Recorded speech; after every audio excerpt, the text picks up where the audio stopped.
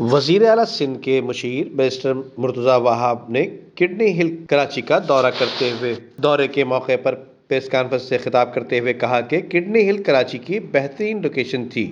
یہاں پر تجاوزات قائم ہوئے 1 سال کے دوران یہاں کی رونقوں کو بحال کرنے کا آغاز کر دیا تھا۔ کڈنی ہل کے ایک طرف شہید ملت روڈ ہے اور دوسری طرف دھوراجی کالونی ہے، جبکہ سپریم کورٹ نے بھی کڈنی ہل کا نوٹس لیا، جبکہ 1 سال قبل یہاں گند و غلاظت موجود تھی۔ کڈنی ہل میں 1,10,000 پودے لگائے گئے ہیں جو کہ سایہ دار پودے ہیں، جبکہ پرندوں نے بھی یہاں کا رخ کر لیا ہے۔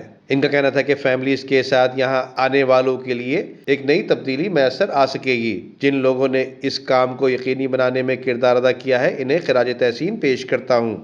ان کا کہنا تھا کہ جب سے کے ایم سی اور ڈی ایم سیز میں تبدیلی آئی ہے، سندھ حکومت بہتر عمل درآمد کرا رہی ہے، جبکہ شہر کے وسط میں اربن فارسٹ سے ماحول کو بہتر بنا سکیں گے۔ ان کا کہنا تھا کہ 15 فروری سے کراچی کی اہم شاہراہوں پر پودے لگائے جائیں گے، جبکہ کلفٹن کی طرف ساحل پر پودے لگانے کا آغاز ہو چکا ہے۔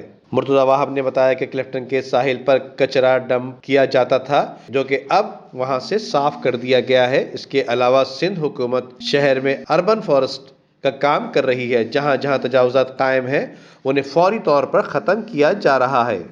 ویڈیو کو لائک کر کے فیس بک اور واٹس ایپ کے ذریعے دوسرے لوگوں کے ساتھ شیئر کیجیے، اور ایسی ہی خوبصورت ویڈیوز فیوچر میں حاصل کرنے کے لیے ریڈ بٹن پر کلک کر کے اور بیل آئیکن کو پریس کر کے ہم سب کے سبسکرائبر بننا مت بھولیے۔